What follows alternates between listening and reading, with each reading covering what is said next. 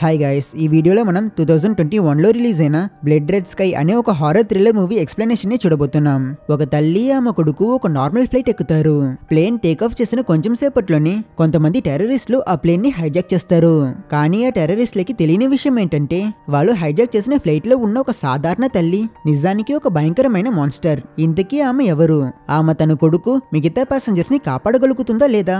ఈ టెర్రరిస్టులకి ఏమైంది? చివరికి ఈ కథ ఎలా ముగిసింది? ఈ ప్రశ్నలకి సమాధానం తెలియాలంటే ఈ వీడియోని ఎక్కడ స్కిప్ చేయకుండా ఆఖరి వరకు చూడండి. ఇక లేట్ చేయకుండా పూర్తి స్టోరీలోకి వెళ్ళిపోదాం. సినిమా స్టార్ట్ అవ్వగానే మనం స్కాట్లాండ్లో ఉన్న royal air force military base ని చూస్తాం. అక్కడ సిచ్యువేషన్ చాలా టెన్షన్ గా ఉంది. ఎందుకంటే జర్మనీ నుంచి న్యూయార్క్ కి వెళ్తున్న ఫ్లైట్ 473 ఎమర్జెన్సీ ల్యాండింగ్ కోసం వీళ్ళ మిలిటరీ బేస్ కి వస్తుంటుంది. ఆ ఫ్లైట్ ని టెర్రరిస్టులు హైజాక్ చేశారు. ఈ సిచ్యువేషన్ ని హ్యాండిల్ చేయడానికి కొలోనల్ ఆలన్ ఒక సీనియర్ ఆఫీసర్ ని పిలిపిస్తారు. బేస్ లోకి వెళ్తుండగా ఇంకో సీనియర్ ఆఫీసర్ ఆయన దగ్గర ఏం చెప్తాడంటే, సార్ పైలట్ మరియు కో పైలట్ చనిపోయి ఉండొచ్చని అనుకుంటున్నాం. అలాగే జర్మన్ ఇంటెలిజెన్స్ నుంచి కన్ఫర్మ్ అయిన న్యూస్ ఏంటంటే ఆ ఫ్లైట్ లో కనీసం మోస్ట్ వాంటెడ్ లిస్ట్ లో ఉన్న క్రిమినల్ ఒక్కడైనా ఉన్నాడు. సో ఇది పక్కా టెర్రరిస్ట్ అటాక్ అని చెప్తాడు.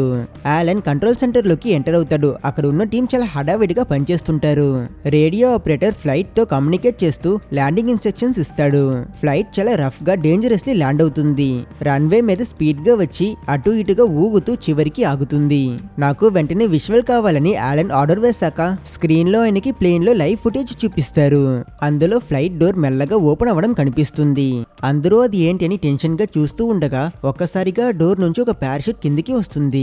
దానికి వేలాడుతూ ఒక చిన్న బాబు సుమారు 8 నుంచి 10 సంవత్సరాల వయసున్న అబ్బాయి కిందికి దిగుతూ కనిపిస్తాడు. ఇది చూసిన ఆలన్ వెంటనే అతని టీం దగ్గర త్వరగా వెళ్లి ఆ అబ్బాయిని కాపాడి అతన్ని తీసుకురండి అని గట్టిగా అరుస్తాడు. Next second 2 military trucks full speed తో వెళ్లి ఆ అబ్బాయి ల్యాండ్ అవ్వగానే అతన్ని సేఫ్ గా రెస్క్యూ చేసుకుని తీసుకొస్తాయి. ఆ అబ్బాయి చేతిలో ఒక టెడీ బియర్ ఉంది. అతను దాన్ని గట్టిగా పట్టుకుని చాలా భయపడుతూ ఉన్నాడు. సోల్జర్స్ కాక్పిట్ ని జూమ్ చేసి చూస్తే పైలట్ సీట్ లో ఒక కొత్త వ్యక్తి కనిపిస్తాడు. కొలోనల్ ఆలన్ రేడియో ద్వారా ఆ కాక్పిట్ లో ఉన్న వ్యక్తి దగ్గర, నువ్వు కూర్చున్న చోటు నుంచి లెగకు, నీ చేతుల్ని పైకెత్తు, ఏదైనా మూవ్మెంట్స్ చేస్తే వెంటనే నేను షూట్ చేసి చంపేస్తామని బెదిరిస్తాడు. ఆ వ్యక్తి పేరు ఫారిడ్. అతను వీళ్ళ దగ్గర, నేను ఇంజూర్ అయ్యున్నాను, దయచేసి నన్ను షూట్ చేయకండి, నేను టెర్రరిస్ట్ కాను, నాకు మీ హెల్ప్ కావాలి, నేను మొత్తం ఎక్స్ప్లెయిన్ చేయగలనని బ్రతిమాల్తాడు. కొలోనల్ ఫ్లైట్ లో ఇంకా చాలా మంది ప్యాసింజర్స్ హాస్టేజ్ గా ఉన్నారని, టెర్రరిస్టులు ఫ్లైట్ ని పేల్చేయడానికి రెడీగా ఉన్నారని నమ్ముతున్నాడు. కానీ వాళ్ళందరికీ తెలియని అసలు నిజం ఏంటంటే ఆ ఫ్లైట్ ఇప్పుడు మనుషులతో కాదు, రథం తగ్గి వ్యాంపియర్స్ తో నిండి ఉంది. అవి బయట ఉన్న సూర్యకాంతి వల్ల బయటికి రాలేక చీకటి పడ్డం కోసం వెయిట్ చేస్తున్నాయి. ఒక నార్మల్ ప్యాసింజర్ ఫ్లైట్ లోకి ఇన్ని వ్యాంపియర్స్ ఎలా వచ్చాయి? ఈ ప్రశ్నకి సమాధానం తెలియాలంటే ఆ ఫ్లైట్ నుంచి బయటపడ్డ ఒకే ఒక సాక్షి ఆ అబ్బాయి చెప్పేది వినాలి. ఆ అబ్బాయి పేరు ఇలియాస్. అతను చాలా షాక్ లో ఉండడం వల్ల పోలీసులు అతనితో మాట్లాడడానికి అతనికి అర్థమయ్యే భాషలో మాట్లాడే ఒక ఫీమేల్ ట్రాన్స్లేటర్ ని తీసుకొస్తారు. కానీ అప్పుడు కూడా ఎలియాస్ ఏమీ మాట్లాడు. భయంతో వణుకుతూ సైలెంట్ గానే ఉంటాడు. ఇక్కడ నుంచి సినిమా ఫ్లాష్ బ్యాక్ లోకి అంతే ఒక రోజు ముందు జరిగిన కథంలోకి వెళ్తుంది. సీన్ కట్ చేస్తే మనం నజ్జా అంతే ఎలియాస్ వాళ్ళ అమ్మని చూస్తాం. ఆమె ఒక హోటల్ బాత్రూమ్ లో తన తలకి ఒక విగ్ పెట్టుకుంటూ కనిపిస్తుంది. బ్యాక్గ్రౌండ్ లో టీవీలో ఎయిర్లైన్ స్టాక్ ప్రైజెస్ గురించి న్యూస్ వస్తుంది. నజ్జాకి ఒక రేర్ బ్లడ్ డిసీజ్ ఉంది, ఒక రకమైన లుకేమియా. దానికి ట్రీట్మెంట్ కోసమే తన కొడుకు ఎలియాస్ తో కలిసి జర్మనీ నుంచి న్యూయార్క్ కి వెళ్తుంది. ఆమె అమెరికాలో డాక్టర్ బ్రౌన్ అనే స్పెషలిస్ట్ తో ఫోన్ లో మాట్లాడుతుంది. ఆ డాక్టర్ ఆమెకి బోన్ మ్యారో ట్రాన్స్ప్లాంట్ చేసి ఆమెని మళ్ళీ నార్మల్ హ్యూమన్ బీయింగ్ లా మార్చగలనని చాలా హోప్ ఇస్తాడు. బట్ యాక్చువల్లీ నజ్జాకి ఉన్నది ఒక నార్మల్ జబ్బు కాదు, అది ఒక రకమైన వ్యాంపియరిజం. పగటిపూట ఆమె సూర్యకాంతిని అసలు తట్టుకోలేదు. అందుకే ఆమె రాత్రిపూట ట్రావెల్ చేయడానికి ఈ న్యూయార్క్ కి వెళ్లే ఫ్లైట్ 473 ని సెలెక్ట్ చేసుకుంటుంది. ఎందుకంటే అది ఒక నైట్ ఫ్లైట్. సూర్యుడు హస్తమించిన తర్వాత ఆమె ఎయిర్పోర్ట్ కి వచ్చి తన కొడుకు ఎలియాస్ ని కలుస్తుంది. ఎయిర్పోర్ట్ లో ఎలియాస్ చాలా కాన్ఫిడెంట్ గా నేను ఇది చేయగలను అమ్మా అని చెప్పి తన లగేజ్ ని తనే చెక్ ఇన్ చేయడానికి వెళ్తాడు. అక్కడ ఫారిడ్ అనే ఒక ఫిజిస్ట్ ఎలియాస్ లగేజ్ తో కష్టపడడం చూసి అతనికి హెల్ప్ చేస్తాడు. ఎలియాస్ చాలా తెలివైన అబ్బాయి. అతనికి వయసుకి మించిన ఆలోచన ఉంటుంది. అతను ఫారిడ్ తో మాట్లాడతాడు చాలా క్యాషువల్ గా, మన ఫ్లైట్ న్యూయార్క్ కి వెళ్తుంది కదా, మీకు అది కరెక్ట్ గా ఏ టైం కి మన డెస్టినేషన్ ని చేరుకుంటుందో తెలుసా? అది డే టైమా లేదా నైట్ టైమా? నేను ఎందుకు అడుగుతున్నంత ఎర్త్ రొటేషన్ రేడియేషన్ వల్ల మనకి నైట్ టైం 5 గంటల సేపు ఎక్కువగా ఉంటుంది. అందుకే ఈ చిన్న డౌట్ అని సైంటిఫికలీ ఎక్స్ప్లెయిన్ చేస్తాడు. ఇతని మాటలు విన్న ఫ్యారిడ్ చాలా ఇంప్రెస్ అయ్యి, ఓ నీ పేరేంటి అబ్బాయి ఇంత తెలివితేటలతో మాట్లాడుతున్నావు అని అంటాడు. వాళ్ళిద్దరి మధ్య మంచి ఫ్రెండ్లీ కాన్వర్సేషన్ స్టార్ట్ అవుతుంది. ఎలియస్ ఫ్యారిడ్ కి తన అమ్మకి లుకేమియా ఉందని, అందుకే ట్రీట్మెంట్ కోసమే న్యూయార్క్ కి వెళ్తున్నారని, అలానే తన నాన్న చనిపోయిన విషయం గురించి కూడా చెప్తాడు. సెక్యూరిటీ చెక్ దగ్గర నాజాని ఆపి ఆమె హ్యాండ్ బ్యాగ్ ని చెక్ చేస్తారు. ఎందుకంటే ఆమె దగ్గర చాలా మెడిసిన్స్, సిరింజెస్ ఉంటాయి. ఆమె తన దగ్గర డాక్టర్ ప్రిస్క్రిప్షన్ ఉందని చెప్పి సెక్యూరిటీని కన్విన్స్ చేస్తుంది. ఆ తర్వాత నాజా వాష్రూమ్ కి వెళ్తుంది. అక్కడ ఆమె తన మెడిసిన్ బ్యాగ్ ఓపెన్ చేస్తే అందులో చాలా క్యాప్సూల్స్ ఉంటాయి. ఒక క్యాప్సూల్ నుంచి తను రక్తాన్ని తాగుతుంది. అది ఆమె ఇంతకు ముందే స్టోర్ చేసుకున్న రక్తం. తర్వాత తను వెంటనే ఇంకో సిరింజితో ఒక డ్రగ్ ని తన శరీరంలోకి ఇంజెక్ట్ చేసుకుంటుంది. ఈ మెడిసిన్ ఆమె వ్యాంపియర్ అర్జెస్ ని, అదే రక్తం తాగాలనుకుని కోరికని సప్రెస్ చేయడానికి యూజ్ చేస్తుంది. అండ్ ఈ ప్రాసెస్ చాలా పెయిన్ఫుల్. మెడిసిన్ వేసుకున్నాక నాజా చాలా నీరసగా అయిపోతుంది. ఎలియస్ ఇంకా ఫ్యారిడ్ మాట్లాడుతూ ఉండగా నాజా అక్కడికి వస్తుంది. ఎలియస్, హే అమ్మ, ఇది ఫ్యారిడ్, ఇతనే నాకు లగేజ్ వేయడంలో హెల్ప్ చేస్తాడని ఇంట్రడ్యూస్ చేస్తాడు. ఫ్యారిడ్, మీ అబ్బాయి చాలా స్మార్ట్, అతను చాలా ఇంటెలిజెంట్ అని నాజాతో అంటాడు. దానికి ఆమె, అంత బేగే మిమ్మల్ని కూడా ఇంప్రెస్ చేసేస్తాడని ఒక చిట్టి నవ్వు నవ్వుతుంది. ఆ తర్వాత అందరూ ఫ్లైట్ ఎక్కుతారు. ఫ్లైట్ లో మనం చాలా రకాల క్యారెక్టర్స్ ని చూస్తాం. ముందుగా మొహమ్మద్ అనే ఒక స్టూడెంట్, అతను చదవడానికి న్యూయార్క్ వెళ్తున్నాడు. ఇంకొకడు ఫస్ట్ క్లాస్ లో ఎక్కువ లగేజ్ తెచ్చుకొని గొడవ చేసే ఒక బిజినెస్ మ్యాన్, ఫ్లైట్ అటెండెన్స్ తో ఫ్లర్ట్ చేసే ఒక అతను, ఇలా చాలా మంది ప్యాసింజర్స్ ఉంటారు. ఈ ఫ్లైట్ అటెండెన్స్ లో ఒక లేడీ పేరు జూలియా, వీళ్ళ కో పైలట్ పేరు బాస్టియన్, ఇంకో ఫ్లైట్ అటెండెంట్ పేరు రాబర్ట్. అతను చాలా ఫ్రెండ్లీగా అందరితోనూ మాట్లాడుతూ కనిపిస్తాడు. కానీ ఇక్కడే మనం గమనించాలి, ఇద్దరు ప్యాసింజర్స్, రాబర్ట్ మరియు ఇంకో వ్యక్తి, ఒకరిని ఒకరు చూసుకుంటూ సిగ్నల్స్ పాస్ చేస్తూ ఉంటారు. వాళ్ళ బిహేవియర్ చాలా సస్పీషియస్ గా ఉంటుంది. ఫ్లైట్ టేక్ ఆఫ్ అయి ఆకాశంలోకి వెళ్ళిపోతుంది. అందరూ సెటిల్ అవుతారు. కొన్ని గంటల తర్వాత నాజా బాత్రూమ్ నుంచి వచ్చి తన సీట్లో కూర్చుంటుంది. ఒక నోట్బుక్ లో ఏదో రాసుకుంటుంది. ఆ బుక్ లో తన భర్త నికోలై ఫోటో చూసి మళ్ళీ పాత జ్ఞాపకాల్లోకి వెళ్తుంది. అప్పుడే మనకి ఇంకో ఫ్లాష్ బ్యాక్ సీక్వెన్స్ చూపిస్తారు. అది చలికాలం. నాజా, నికోలై మరియు వాళ్ళ పసిబిడ్డ ఎలియస్ కారులో మంచులో ప్రయాణిస్తూ ఉంటారు. వాళ్ళ కార్ సడన్ గా ఆగిపోతుంది. ఎంత ప్రయత్నించినా స్టార్ట్ అవ్వకపోయేసరికి నికోలై హెల్ప్ కోసం వెతుకుతూ వెళ్ళడానికి డిసైడ్ అవుతాడు. అతని భార్య నాజాని వాళ్ళ పసిబిడ్డ ఎలియస్ ని కార్లోని ఉండమని చెప్పి వెళ్ళిపోతాడు. కొంచెం దూరం వెళ్ళగానే అతనికి ఒక వుడెన్ క్యాబిన్ కనిపిస్తుంది. అతని వెనకాలే నాజా కూడా ఎలియస్ ని తీసుకుని వస్తుంది. ఆ బిల్డింగ్ లో ఉన్న ఒక ఓల్డ్ మ్యాన్ కొడుకు, అతను ఒక వ్యాంపైర్. అతను నాజా భర్తని కొరికి చంపేసుంటాడు. వాళ్ళిద్దరి దగ్గర నుంచి నాజా ఎలియస్ ని తీసుకుని తప్పించుకోవడానికి చాలా ప్రయత్నిస్తుంది. ఆ పోరాటంలో నాజాకి వ్యాంపైర్ గాయం అవుతుంది. ఆమె కూడా వ్యాంపైర్ గా మారిపోతుంది. ప్రెసెంట్ లో ఫ్లైట్ లో ఒక్కసారిగా ఒక గొడవ స్టార్ట్ అవుతుంది. ఫస్ట్ క్లాస్ లో ఉన్న బిజినెస్ మ్యాన్ రాబర్ట్ తో ఆర్గ్యుమెంట్ చేస్తూ ఉంటాడు. సిచ్యువేషన్ కంట్రోల్ తప్పుతుందని చెప్పి ఒక ఎయిర్ మార్షల్ అక్కడికి వచ్చి ఆ బిజినెస్ మ్యాన్ ని తన అదుపులోనికి తీసుకుంటాడు. ఇంకో ఆఫీసర్ కూడా అక్కడికి వస్తాడు. వాళ్ళు ఆ ప్యాసింజర్ తో మాట్లాడుతుండగా రాబర్ట్ సడన్ గా కత్తి తీసి ఆ రెండో ఆఫీసర్ ని పుడిచి చంపేస్తాడు. ఆ బిజినెస్ మ్యాన్ ఇంకా రాబర్ట్ ఇద్దరు టెర్రరిస్ట్ అని అప్పుడే అర్థమవుతుంది. వాళ్ళు ప్లాన్ ప్రకారమే ఈ గొడవ క్రియేట్ చేశారు. రాబర్ట్ తన అసలు పేరు 8 బాల్, మూడో వాడు ఎక్కడ అని అరుస్తాడు. అంతే ఈ ఫ్లైట్ లో ఉన్న ఆఖరి ఆఫీసర్ ని కూడా వీళ్ళు చంపేవాలని అనుకుంటున్నారు. 8 బాల్ తన మనిషి కర్టిస్ ని పంపిస్తాడు. కర్టిస్ ఎకనామిక్ క్లాస్ లో ఉన్న మూడో ఆఫీసర్ ని వెతికి పట్టి కత్తితో పొడిచి తనని చంపిస్తాడు. అతను ఆమె దగ్గరున్న గన్ తీసుకున్నాక 8 బాల్ మొదట్లో పట్టుకున్న ఎయిర్ మార్షల్ ని కూడా చాలా క్రూరంగా చంపేస్తాడు. ఈ ఘోరాన్ని వీళ్ళతో ఉన్న కాల్ అని ఇంకో టెర్రరిస్ట్ చాలా అసహ్యంగా చూస్తాడు. వాడి క్యారెక్టర్ కొంచెం మంచిదని మనకి అనిపిస్తుంది. తరువాత 8 బాల్ ప్యాసింజర్స్ అందరినీ వాళ్ళ సీట్లోని కూర్చోమని చెప్పి బెదిరిస్తాడు. ప్లేన్ లో ప్యాసింజర్స్ లా దాగునున్న 8 బాల్ మిగతా మనుషులు కూడా గన్స్ పట్టుకుని బయటకు వస్తారు. వాళ్ళిచ్చే ఇన్స్ట్రక్షన్స్ ని ప్లేన్ లో ఉన్న ప్యాసింజర్స్ తో సహా ఎలియస్ ఇంకా నాజా కూడా ఫాలో అవుతారు. చేతిలో గన్ పట్టుకుని ఉన్న తీవ్రవాది పైలట్ కాక్పిట్ దగ్గరికి వెళ్తాడు. అప్పుడు ఒక ఎయిర్ హోస్టెస్ దయచేసి పైలట్స్ ని ఏం చేయకండి అంటుంది. బట్ సర్ప్రైజింగ్లీ అప్పుడు ఆ కాక్పిట్ డోర్స్ ని లోపల నుంచి ఓపెన్ చేస్తారు. ఇతను కో పైలట్. ఇతను ఈ టెర్రరిస్ట్ దగ్గర మీరు చెప్పినట్టే నేను ఇంకో పైలట్ ని చంపేస్తానని అంటాడు. సో ఇతను కూడా వీళ్ళ మనిషే. ఈ హైజాకర్స్ వల్ల లీడర్ బర్గ్ కాక్పిట్ నుంచి ఒక మెసేజ్ ని రికార్డ్ చేస్తాడు. ఆ మెసేజ్ లో వాళ్ళు ఏ టెర్రరిస్ట్ గ్రూప్ కి చెందిన వాళ్ళనే దాన్ని చెప్పి జైల్లో ఉన్న వాళ్ళ బ్రదర్స్ ని రిలీజ్ చేయకపోతే ఫ్లైట్ ని పేల్చేస్తామని బెదిరిస్తారు. కానీ ఇది ఒక పెద్ద నాటకం. ఎందుకంటే వాళ్ళ అసలు ప్లాన్ జైల్లో ఉన్న వాళ్ళని రిలీజ్ చేయడం కాదు.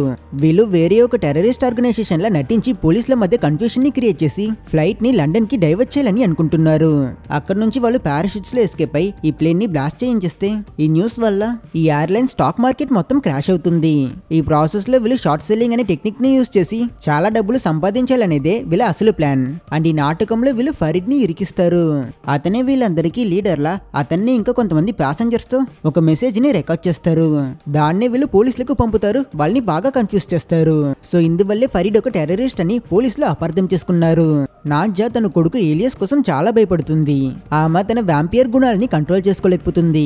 8 బాల్ వీళ్ళ పక్క నుంచి వెళ్ళినప్పుడు అతని డ్రెస్ లో ఉన్న బ్లడ్ కి తను అట్రాక్ట్ అవుతుంది. తను ఇలా తేడాగా ప్రవర్తించడం చూసిన 8 బాల్ తన దగ్గరికి వెళ్ళినప్పుడు ఏలియస్ నా అమ్మని ఏం చేయకండి అని గట్టిగా అరుస్తాడు. ఇది విన్నాక అతను కూడా నవ్వుతూ అక్కడి నుంచి వెళ్ళిపోతాడు. ఏలియస్ ఫ్లైట్ కార్గోలోకి వెళ్ళిపోతే అక్కడ అతను మరియు అతని అమ్మ సేఫ్ గా ఉండొచ్చని ఆలోచించి అక్కడికి వెళ్ళడానికి ఒక దారిని వెతుకుతాడు. నాజాకి ఏలియస్ కనబడకపోవడం వల్ల తను చాలా కంగారు పడుతుంది. ఆమె అతన్ని వెతుకుతూ వెళ్ళినప్పుడు 8 బాల్ మళ్ళీ ఆమెని అడ్డుకుంటాడు. ఈసారి అతను ఏలియస్ అమ్మని అతని కళ్ళ ముందే చాలా దారుణంగా షూట్ చేస్తాడు. నాజా కళ్ళు తిరిగి కింద పడిపోతుంది. తన బాడీలో నుంచి వచ్చిన రక్తం మొత్తం నేలని తడిపేస్తుంది. తను చనిపోయిందని ప్లేన్ లో ఉన్న ప్యాసింజర్స్ అందరూ అనుకుంటారు. కాల్ ఏడుస్తున్న ఏలియస్ ని సీట్ లో కూర్చొని పెట్టి అతన్ని అక్కడే ఉండమంటాడు. ఈ టెర్రరిస్ట్ల లీడర్ బర్గ్ 8 బాల్ ని తిడతాడు. ఇకపై నా పర్మిషన్ లేకుండా నువ్వు ఎవరినైనా చంపితే నేను నిన్ను చంపేస్తానని అతనికి స్ట్రిక్ట్ గా వార్నింగ్ ఇస్తాడు. కొంచెం సేపట్లో నాజా తన వ్యాంపియర్ పవర్స్ వల్ల మళ్ళీ కళ్ళు తెరుస్తుంది.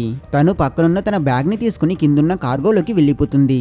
ఈ ఫ్లైట్ లో ఉన్న ప్యాసింజర్స్ అందరి పెట్స్ ని ఇక్కడే లాక్ చేసుంటారు. ఈ తీవ్రవాదులు కార్గోకి వచ్చి అక్కడున్న కొన్ని కెమికల్స్ ని యూజ్ చేసుకుని ఒక బాంబ్ ని తయారు చేస్తారు.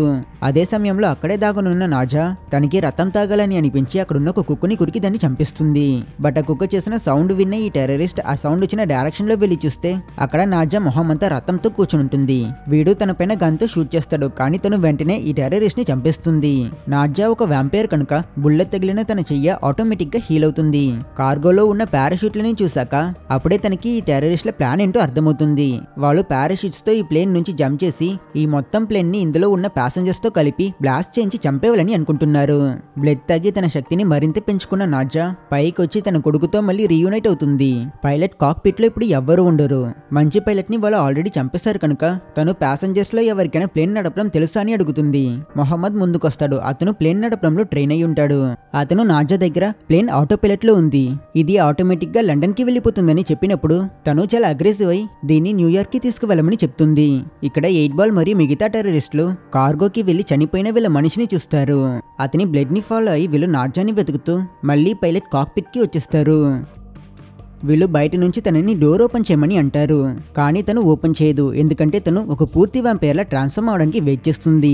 అప్పుడు వీళ్ళు తన దగ్గర నువ్వు డోర్ ఓపెన్ చేయకపోతే మేము ఇక్కడున్న ప్యాసింజర్స్ అందరినీ ఒక్కొక్కరిగా చంపిస్తామని చెప్తారు.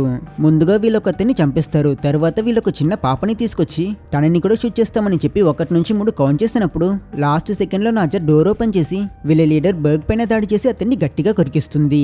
ఈ సీన్ చూసిన టెర్రరిస్టులు భయంలో అక్కడి నుంచి పరిగెడతారు. కానీ వీళ్ళలో 8 బాల్ మాత్రం అక్కడే దాగుని అక్కడ ఏం జరుగుతుందో చూస్తాడు. నాజా కొరకడం వల్ల ఇన్ఫెక్ట్ అయిన బగ్ అతను కూడా కొంచెం కొంచెంగా వ్యాంపైర్ గా మారుతాడు కనుక వెంటనే తను తిరిగి వచ్చి కింద పడున్న ఒక కత్తి తీసి ఆ లీడర్ గుండెల్లో పొడిచి అతన్ని చంపిస్తుంది. ఫ్లైట్ లో టెర్రరిస్టులకి ఇక్కడ ఏం జరుగుతుందో అర్థం కాదు. నాజా కాపాడిన ఆ చిన్న పిల్ల తనని చూసి చాలా భయపడుతుంది. తను కూడా అద్దంలో తన మొహం చూసుకుని తను ఇక్కడ ఉంటే తన వల్ల తన కొడుకు ప్రాణాలు కూడా ప్రమాదంలో పడుతుందని ఆలోచించి వెంటనే తను ఒక రూమ్ లోకి వెళ్లి డోర్ ని లాక్ చేసుకుంటుంది. ఎలియస్ డోర్ ఓపెన్ చేయమని అంటాడు. కానీ తను నేను ఇక్కడ ఉండడమే నీకు సేఫ్ అని అంటుంది. 8 బాల్ నాజా బ్యాగ్ తీసి అందులో ఉన్న తన బుక్ చదివి తను ఒక వ్యాంపైర్ అనే విషయాన్ని తెలుసుకుంటాడు. కానీ వాడు భయపడ్డు. వాడొక సైకో. వాడు కూడా వ్యాంపైర్ అవ్వాలని అనుకుంటాడు. బాత్రూమ్ లో నాజా తన ఇంజెక్షన్ ని మళ్ళీ వేసుకుంటుంది. తనని తాను ఇలా కంట్రోల్ చేసుకోకపోతే తను మంచి వాళ్ళని చెడ్డ వాళ్ళని అందరినీ చంపిస్తుంది. ఇప్పుడు మనకి మళ్ళీ ఒక ఫ్లాష్ బ్యాక్ ని చూపిస్తారు. వ్యాంపైర్స్ వల్ల ఇన్ఫెక్ట్ అయిన తర్వాత తను తన కొడుకుని తీసుకుని ఒక సేఫ్ అయిన ప్లేస్ కి వస్తుంది. తను చాలా అగ్రెసివ్ గా మారిపోతుంటుంది. తను ఏలియస్ ని ఎట్టి పరిస్థితుల్లోనూ హర్ట్ చేయకూడదని తన పళ్ళని కొన్ని ప్లేయర్స్ తో పీకిస్తుంది. తర్వాత తను తన ఇన్ఫెక్షన్ కి కారణమైన ఆ ఓల్డ్ మ్యాన్ ని వెతుకుతూ మళ్ళీ అతని ఇంటికి వెళ్తుంది. అక్కడ అతను చాలా ఎక్స్పెరిమెంట్స్ చేస్తుంటాడు. ఈ వ్యాంపియరిజం కి మందు కనిపెట్టాలని ప్రయత్నిస్తుంటాడు. ఆ ఓల్డ్ మ్యాన్ నాజా దగ్గర నీలో ఉన్న దుష్ట శక్తిని నువ్వు ఎప్పటికీ కంట్రోల్ చేయలేవు. నీ శరీరంలో ప్రాణం ఉన్నంత వరకు నువ్వు అందరినీ హర్ట్ చేస్తావు. నీకు వేరే మార్గమే లేదని అంటాడు. నాజా ఓల్డ్ మ్యాన్ పైన దాడి చేసి అతన్ని చంపిస్తుంది. తర్వాత తను అతను క్రియేట్ చేసిన ఆ మెడిసిన్ క్యాప్సూల్స్ అన్నిటిని తీసుకుని ఒక బ్యాగ్ లో వేసుకుని బయటకు వచ్చి అతని ఇంటి మొత్తాన్ని తగలబెట్టిస్తుంది. ప్రెసెంట్ లో 8 బాల్ వీళ్ళ దగ్గరున్న యూవీ లైట్ ని యూజ్ చేసుకుని నాజాని ఎదుర్కోవచ్చని అతను తనతో ఫైట్ చేయడానికి రెడీ అవుతాడు. వీటన్నిటిని కెమెరాలో చూసిన ఏలియస్ వీళ్ళంతా తన అమ్మని చంపడం కోసమే వస్తున్నారని తెలుసుకుని అతను నాజాన్ని కాపాడడం కోసం వెళ్తాడు. ఆ మెడిసిన్ తీసుకోవడం వల్ల తను అన్కాన్షియస్ అయి ఉంటుంది కనుక ఏలియస్ అమ్మకి హెల్ప్ చేస్తున్నప్పుడు 8 బాల్ మరియు వీళ్ళ మనుషులు వీళ్ళు రెడీ చేసిన వ్యాంపైర్ వెపన్స్ తో అక్కడికి వస్తారు. మెలకు వచ్చిన నాజా వాళ్ళతో ఫైట్ చేస్తుంది. కానీ వాళ్ళు యూవీ లైట్ ని యూజ్ చేసుకుని తనని సివియర్ గా ఇంజూర్ చేస్తారు. 8 బాల్ ఒక ఎంటీ సిరింజ్ లో నాజా బ్లడ్ శాంపిల్ ని తీసుకుంటాడు.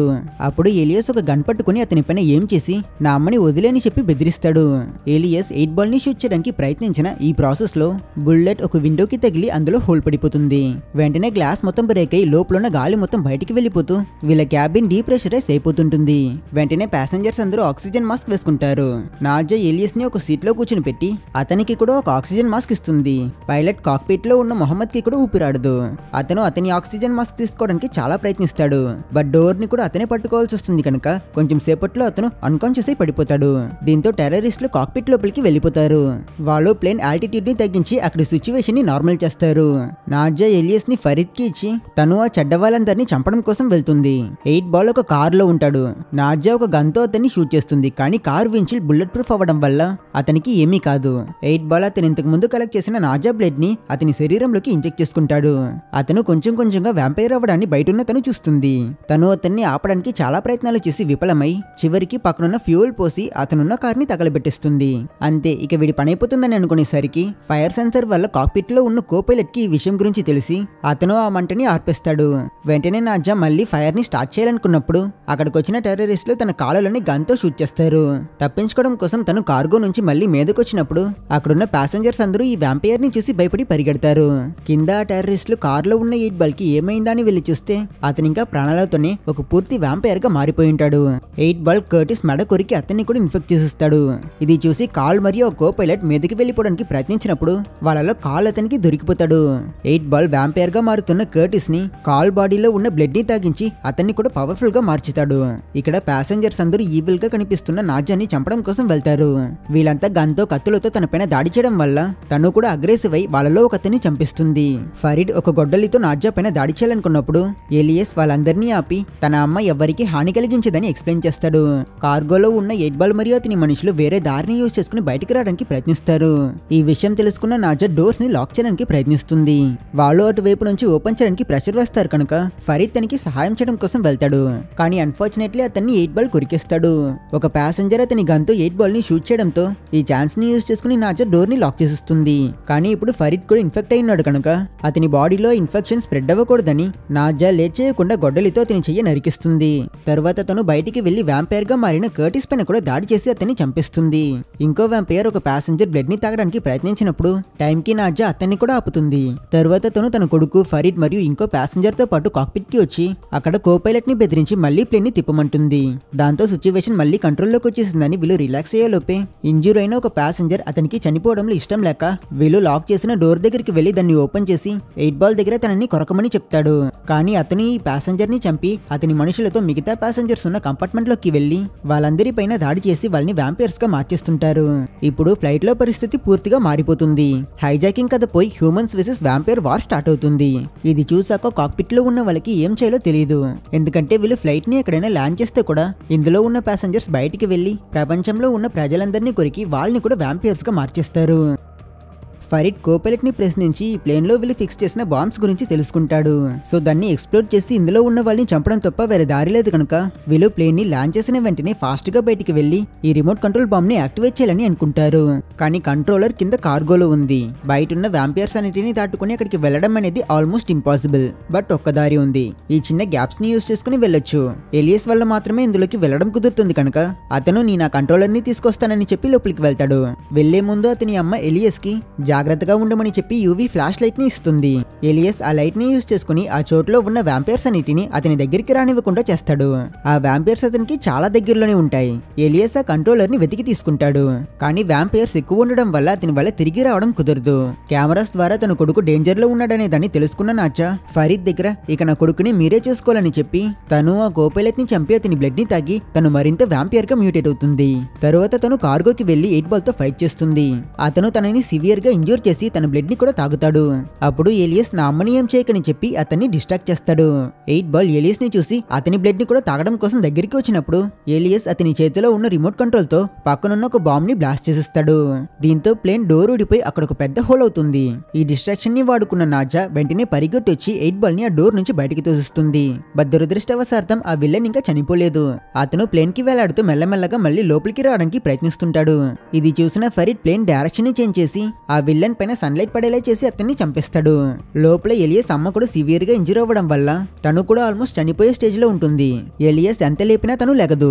దాంతో అతను ఒక కత్తితో అతని చెయ్య కట్ చేసి తన బ్లడ్ ని తన అమ్మ నోట్లో పోస్తాడు. ఇలా నాజాకి మళ్ళీ ఎనర్జీ దొరుకుతుంది.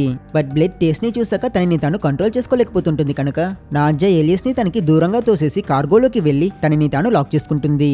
అలాగే వీళ్ళ ప్లేన్ లో ఫ్యూల్ తక్కువ ఉంటుంది కనుక ప్లేన్ ని స్కాట్లాండ్ లో ఉన్న మిలిటరీ బేస్ లో ల్యాండ్ చేస్తారు. సో ఇదే ఫస్ట్ సీన్ కి వెనుకున్న బ్యాక్ స్టోరీ. ఎలియస్ ఫ్లైట్ దిగాక అతన్ని మిలిటరీ వాళ్ళు రెస్క్యూ చేస్తారు.